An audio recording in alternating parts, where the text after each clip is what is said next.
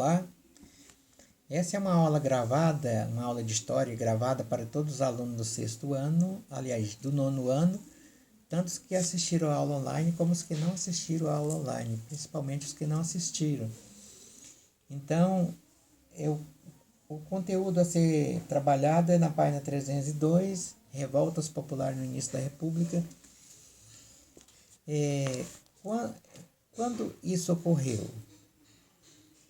Vocês lembram que nós estudamos sobre o investimento de reforma que o governo republicano fez nas cidades. Só que a zona rural ficou esquecida, ficou abandonada. E a população da zona rural continuou a viver em situações de miséria e abandono. Então, essa situação abriu as portas para revolta como essa, o movimento de Canudo. Então, esse movimento de Canudo é um movimento revolucionário. O líder messiânico, por que messiânico? Porque ele acreditava que ainda ocorreria uma forma de governo, uma monarquia, que substituiria o governo republicano. Então, quando fala messiânico, nós lembramos muito da Bíblia, quando fala sobre o Messias, que refere a Jesus Cristo, que é um rei. Então, por causa dessas promessas, Antônio Conselheiro, que é o nome aí do líder, ele reuniu muitos seguidores, tá? Por causa dessa pregação, aí e também uma esperança que ele através dessa pregação, ele transmitia. Tá? Então, o conselheiro ele fundou um povoado na região conhecida como Canudo, na Bahia. Então, ali naquela cidadezinha ou naquele povoado, ele tinha tudo o que eles precisavam, porque eles tanto criavam animais como plantavam nas suas terras, mas também não seguia a lei do governo republicano. Tinha lá suas próprias leis, baseado em princípios bíblicos. Então, chegou a ter cerca de 20 milhões de habitantes. Só que o fato de não seguir as suas próprias leis, como por exemplo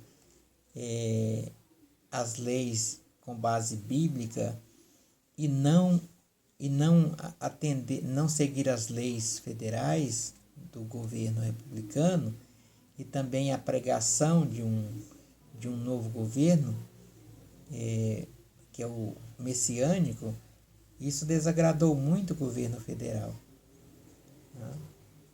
Então, em 1893, o governo federal mandou uma tropa de exército para desfazer aí desse movimento ou eliminar totalmente a comunidade de Canudos, mas eles resistiram não só esse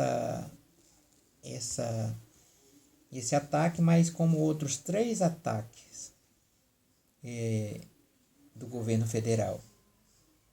Mas quando foi em 1893, a ofensiva do governo foi mais forte, então eliminou todo o movimento de Canudo e todo o povoado.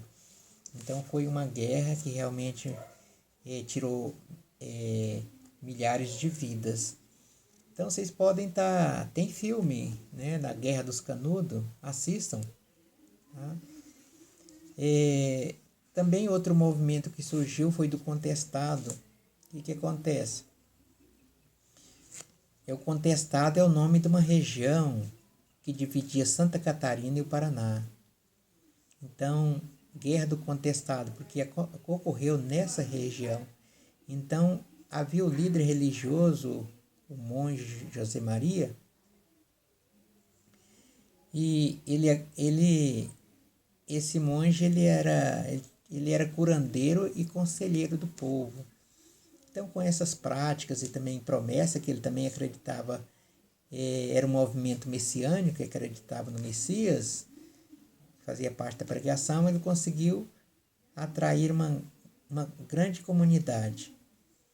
Só que nessa região chamada aí Contestado, que é o nome entre Santa Catarina e Paraná, essa região aí foi cedida para uma empresa construir uma ferrovia, certo? A empresa é chamada Companhia Brasil Railway. Então, eles começaram a extrair madeira nessas áreas, tanto à esquerda como à direita, e expulsou todas as pessoas ali, proprietárias de terra, expulsou ali as pessoas que viviam naquele local. Elas ficaram então sem terra. Então esse foi o motivo do início do conflito. Então eles também, como os canudos, resistiram ao ataque do exército do governo, mas teve momento que o governo ampliou a sua ofensiva, e quando foi 1916, chegou o fim então desse movimento, o governo conseguiu destruir esse movimento. Aí vocês podem olhar na gravura da página 303, vocês vão ver essas informações aí, tá? Que está relacionado com o conteúdo.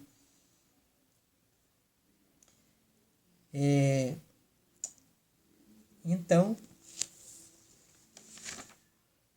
também teve outra